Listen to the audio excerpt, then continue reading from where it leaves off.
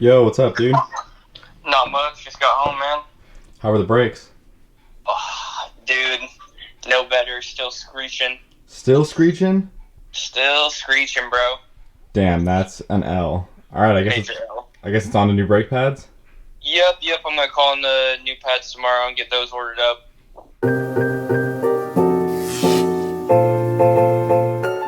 Welcome back to the channel, guys. It has been a while since I've seen you. So that clip you guys saw was about 8 months ago. And just to give you a quick recap on what had happened there, we thought we toasted the brake pads on Stella on the Western Express rally when we were coming down Pike's Peak. I mean, it was just terrible, screeching noise, dusting everywhere. So when I got home, I talked to a reputable shop about what I could do, figure out what the issue was. And they gave me a quick solution that I could try. So we're going to go ahead and roll some footage over that while I'm talking about it. Basically what they had suggested to me was that I take a wire scrub brush and go ahead and scrub the pads and the rotor just to try to resurface them, just get some new grip points and create a new pattern of where the brake pads were grabbing, just to try to get rid of that noise. And unfortunately, that did not work for us.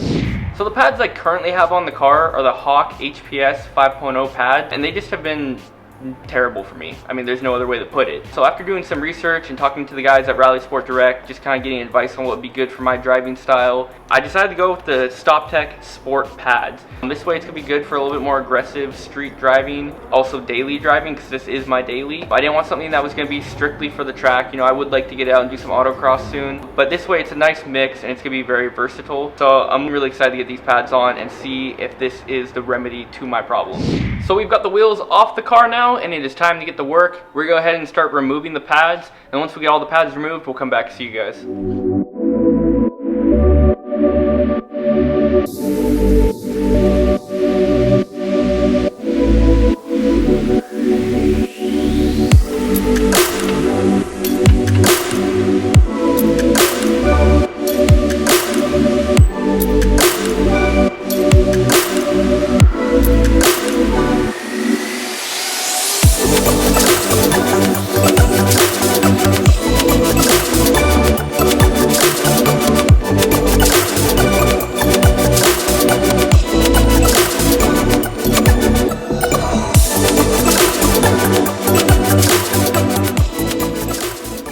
Alright, so now that I'm applying them back together, I'm just going to put a little bit of grease in between the shim pad and the actual pad like I had mentioned. If you may have noticed, last time we were using a different compound, and we noticed on that container it said not for use with shimmed pads. So I don't know how much of a difference that is going to make, but this time we got one that said was for use with shim pads. So I'm going to go ahead and just spread a very light coat between the two plates.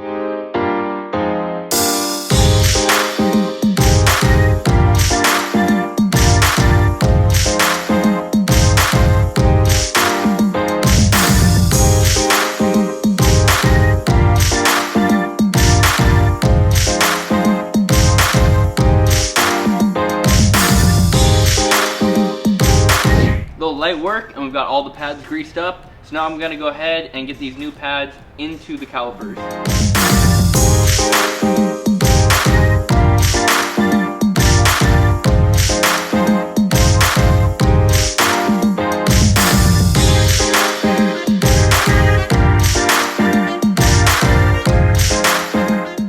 While I've got the wheels off doing the work on the brakes, I'm going to go ahead and just take the time to clean them real well, get the barrels on the inside clean. You can never have your wheels too clean.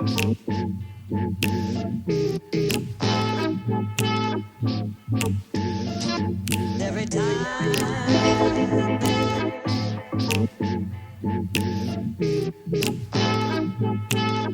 I make a real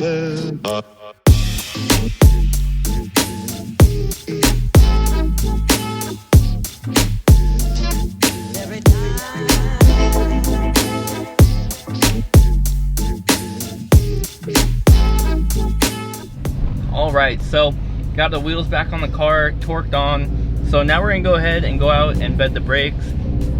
We're going to first start with about 3 to 4 medium stops, going from 45 miles an hour down to about 10. And then after that, we're going to do about 10 to 20 more aggressive stops, also coming from 45 down to about 10 miles an hour. So we're going to go ahead and do that process right now and get back to you guys.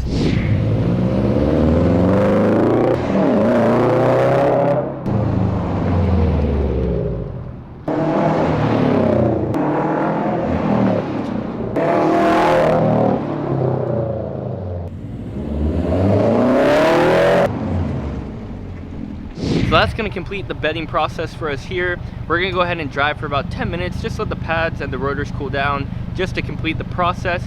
But that's going to go ahead and wrap up the video for us here and now. Thank you very much for tuning in, guys. I'm glad to be back on the channel and working on some more content. So we hope to see you back on the channel next time, and we'll see you then.